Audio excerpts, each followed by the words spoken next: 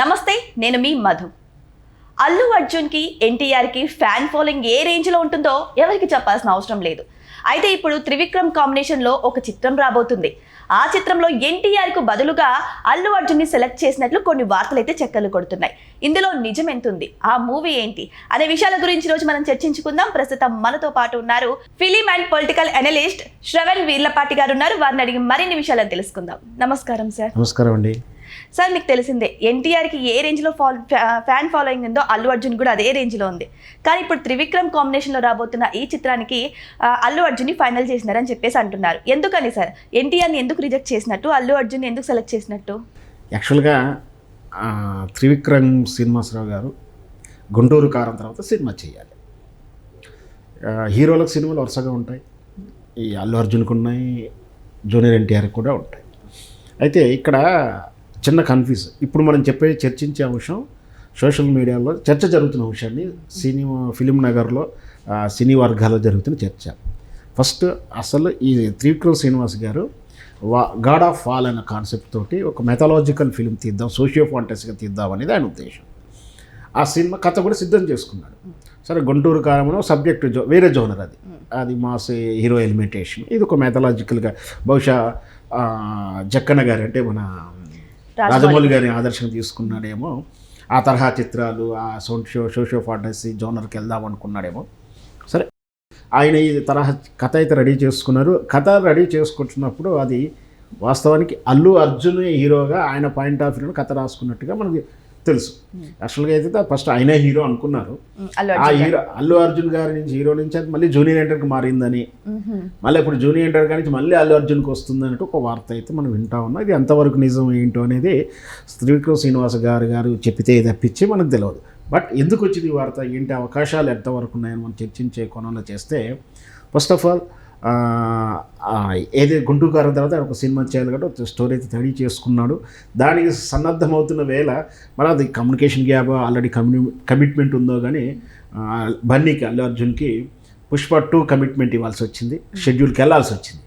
So మనకు తెలుసు, పుష్ప 2 అయినా 1 అయినా, నేను 1 త్రిపురార్ అయినా, ఈ తరహా చిత్రాలన్నీ కూడా ఒక లాంగ్ ప్రాసెస్, 2-3 ఇయర్స్ 4 ఇయర్స్ అట్లా జరిగిన ప్రాసెస్లో ఇంకో చిత్రం చేసే అవకాశం లేకపోవడంతో మరి అతను మరి త్రివిక్రమ్ శ్రీనివాస్ గారు అన్నారో లేకపోతే ఎవరో చెప్పారో కానీ సోషల్ మీడియాలో ఒక వార్త ఏమైంది, బన్నీ బిజీ ఉండడం వల్ల బన్నీ ఈ కథని తాను ఖాళీగా ఉండలేడు కదా. మళ్ళీ త్రివిక్రమ్ శ్రీనివాస్ కూడా కంటిన్యూ ఏదో సినిమా చేస్తుండాలి. ఖాళీగా ఉంటే బ్రెయిన్ ఎప్పుడు కూడా ఖరాబ్ అవుతుంది అంటారు. ఈ టెక్నీషియన్స్ కూడా ఎప్పుడు ఖాళీ ఉండకూడదని కోరుకుంటారు. సో మరి వెంటనే జూనియర్ ఎన్టీఆర్కి సినిమా ఆయనకు మార్చాడని చెప్పి ఒక వార్త చదివాం. ఈ విషయాన్ని మరి త్రివిక్రమ్ శ్రీనివాస్ గారు ఎప్పుడు కన్ఫర్మ్ చేయలేదు, జూనియర్ ఎన్టీఆర్ కన్ఫర్మ్ చేయలేదు. బహుశా మరి త్రివిక్రమ్ శ్రీనివాసరావు గారు ఇంకో స్టోరీ కోసమైనా ఎన్టీఆర్తో ఏమైనా ఇంటరాక్షన్ కానీ ట్రాన్సాక్షన్ జరిపితే అది వేరేనేమో ఇది వేరేనేమో, కానీ అప్పుడు కొన్నాళ్ళు అయితే ఈ ఎన్టీఆర్ స్టోరీ చేస్తున్నారని ఒక వార్త అయితే విన్నాము. వాస్తవానికి ఎన్టీఆర్ గారికి కూడా వరుసగా సినిమాలు ఉన్నాయి. నిన్నగాక దేవర తర్వాత వారు, ఇప్పుడు దేవర 2, దేవర 1, దేవర 2 కంటే సీక్వెల్ రెడీగా ఉంది. ఆల్రెడీ మన ప్రశాంత్ నీల్ తోటి సినిమా షెడ్యూల్లో ఉంది. ఇవి కాకనే ఇంకా హిందీ బాలీవుడ్ నుంచి ఒకటి అజయ్ దేవగన్ వాళ్ళ ఏదో స్టోరీ ఒకటి ఉంది, కొరటాల శివ చిత్రం ఉంది. ఇట్లా వరుసగా వాళ్ళ కమిట్మెంట్ ఆల్రెడీ కమిట్ అయ్యి వెయిటింగ్లో ఉన్న చిత్రాలు ఇంకా ఉన్నాయి. బన్నీకి కూడా ఉన్నాయి. బన్నీ గారికి ఇప్పుడు మళ్ళీ పుష్ప 3 కొంచెం చర్చలు జరుగుతూ ఉన్నాయి. సో రకరకాల కథలు అయితే వెయిటింగ్లో వీళ్ళకు ఉన్నాయి, కమిట్మెంట్లు ఉన్నాయి. మరి ఏ రోజుకు వరుస సినిమాలు కావాల్సిందే, ఈ హీరోకైనా సినిమాలు వరుసకు కావాల్సిందే, డైరెక్టర్ కూడా వరుసకు సినిమాలు కావాల్సిందే. కానీ మరి ఎవరు చేస్తున్నారంటే కమిట్మెంట్ లేదు. మొత్తం మీద అయితే త్రివిక్రమ్ శ్రీనివాస్ గారు మంచి టెక్నీషియన్, మంచి డైలాగ్ పంచ్ ఉంటుంది. ఫ్యామిలీ డ్రామా ఏ విధంగా నడుపుతాడో మనం చూస్తుంటాం. ఆయన వెంకటేష్ని డీల్ చేయగలిగాడు. ఇటు అల్లు అర్జున్ మాస్గా నన్ను అడిగితే అలా వైకుంఠపురం కానీ జులాయి కానీ ఒక మాస్ ఎలిమెంట్స్ అల్లు అర్జున్కి క్రేజ్ని తీసుకొచ్చినట్టు చిత్రాలు అని చెప్పాలి. అది ఆ క్రెడిట్ అంతా కూడా త్రివిక్రమ్ శ్రీనివాస్ గారికి ఇవ్వాలి. అట్లాంటి త్రివిక్రమ్ వెంకటేష్ గారితో కూడా అంత ఫ్యామిలీ ఓరియంటెడ్ సినిమాలు తీశాడు, మనం చూసాం. జూనియర్ ఎన్టీఆర్ గారితో కూడా అలా అరవింద సమేత చిత్రం అంత ఫ్యామిలీ ఓరియంటెడ్, అంత మాస్ హీరో అయినా మాస్లోనే ఫ్యామిలీ ఓరియంటెడ్ చిత్రాన్ని కలిపి చూపించినటువంటి ఆ టెక్నీషియన్ త్రివిక్రమ్ శ్రీనివాసరావు గారు. మొదటిసారిగా ఆ మైథాలజికల్ సినిమాకి తీస్తున్నాడు. అది ఎట్లా అవి కూడా మంచి చేయగలుగుతాడు అనుకుందాం. దాంట్లో కూడా డైలాగ్ మంచి ఎలా ఉంటుందో మనం చూడాలి. సరే ఏదైనా సరే జూనియర్ ఎన్టీఆరే అల్లు అర్జున్ ఎవరి క్రేజ్ వాళ్ళకుంటే ఎవరితో చిత్రం చేసినా ప్రేక్షకుడు రాణిస్తారు, ప్రేక్షకుడు కూడా ఎదురు చూస్తుంటారు ఆ సినిమా గురించి. ఈ గాడ్ ఆఫ్ వార్ వార్త వల్ల ఫ్యాన్ ఆఫ్ వార్ వచ్చేలా ఉంది సార్. మరి ఈ మధ్య దురదృష్టవశాత్తు ఏంటంటే ఈ ఫ్యాన్ ఆఫ్ వార్ భారీ ఎత్తున ఉంది. ఒక రాజకీయ పార్టీల ఫ్యాక్షన్ లీడర్ల మీరు ఆగట్టు నేను ఈగట్టు అంటూ మా హీరో మీ హీరో అంటూ దురదృష్టవశాత్తు ఆ విధంగా వాళ్ళు పోటీ పడుతున్నారు, సోషల్ మీడియాలో వారు చేస్తున్నారు. అదృష్టానికి ఏంటంటే బయట కొట్టుకుంటలేరు కానీ సోషల్ మీడియా ద్వారా అయితే బాగా దాన్ని చేస్తున్నారు. సో వాళ్ళకి తెలవాల్సింది ఏంటి, ఈ సోషల్ మీడియాలో వారు చేస్తున్నటువంటి అభిమానులు తెలుసుకోవాల్సిందంటే అదే అల్లు అర్జున్, అదే జూనియర్ ఎన్టీఆర్, అదే రామ్ చరణ్, అదే చిరంజీవి, వీళ్ళందరూ ఫ్రెండ్సే. అదే బాలకృష్ణ గారు వీళ్ళంతా కలిసి ఇండస్ట్రీలో వాళ్ళ వేడుకలు చేసుకుంటారు, పండుగలు చేసుకుంటారు. వీళ్ళ ఈవెంట్కి వాళ్ళు వస్తారు, వాళ్ళ ఈవెంట్కి వాళ్ళు వస్తారు. హ్యాపీగా ఫ్యామిలీ రిలేషన్స్ ఉన్నాయి. అనవసరంగా వీళ్ళు ఆ ఫ్యాన్స్ పేరు మీద అభిమానం పేరు మీద కొట్టుకోకూడదని మనవి.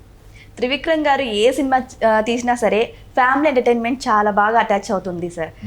దాంట్లో ఎమోషనల్ కావచ్చు, కామెడీ కావచ్చు, మాస్ కావచ్చు, అన్నీ కూడా పర్ఫెక్ట్గా తీస్తారు.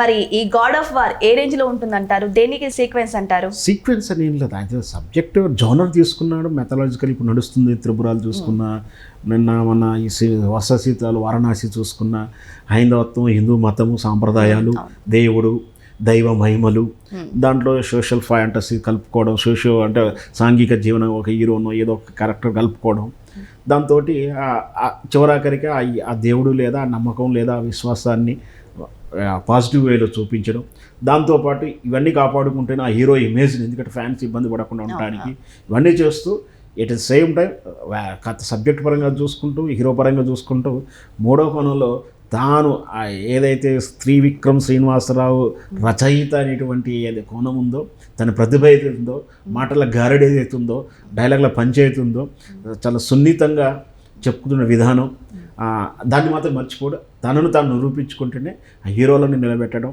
హీరోలో నిలబెట్టి మీన్స్ ఆయన క్యారెక్టర్ కానీ ఆ హీరోల యొక్క వెలివేషన్ తగ్గకుండా సినిమాలు చేయడం. అది ఫ్యామిలీ సినిమా అయినా, ఒక మాస్ యాక్షన్ సినిమా జులై లాంటి యాక్షన్ ఫిల్మ్ అయినా, రేపు రాబోయేటువంటి మెథాలజికల్ సినిమా అయినా సరే త్రివిక్రమ్ మార్క్ ఖచ్చితంగా ఉంటుందని అనుకుంటాను. ఇప్పుడు ఆల్మోస్ట్ అన్ని పెద్ద సినిమాలు కూడా మైథలాజికల్ టైప్లోనే వస్తున్నాయి సార్ ఫిలిమ్స్. మరి ఇదే వర్కౌట్ అవుతుందంటారా?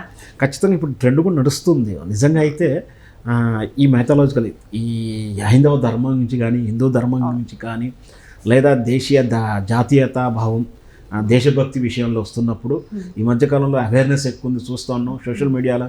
ముఖ్యంగా మనం బహిరంగ చెప్పొచ్చు, నరేంద్ర మోడీ గారి హిందుత్వ విధానం, ఆ బీజేపీ కానీ, ఆర్ఎస్ఎస్ కానీ, హైందవ ధర్మాలు కానీ, ఆ నరేంద్ర మోడీ పరివారం చెప్పేటువంటి సోషల్ మీడియా వాళ్ళు ఆ సినిమా, అలాంటి సినిమా కానీ వస్తే తన భుజాల మీద వేసుకొని సినిమాను ప్రమోట్ చేస్తూ దాన్ని హిట్ చేయడం కానీ, ఆ సినిమాని రక్షించడం కానీ, ఆ సినిమాని పొగడడం కానీ, ఎన్ని రకాలు చేయాలి ఆ సినిమాని హిట్ చేసేలా చూస్తూ మనం చాలా చూస్తున్నాం.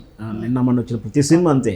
సో దాన్ని ప్రతి హిందుత్వ భావజాలం ఉంటే ఖచ్చితంగా దాన్ని సినిమాని లేపడానికి ప్రయత్నం చేస్తారు.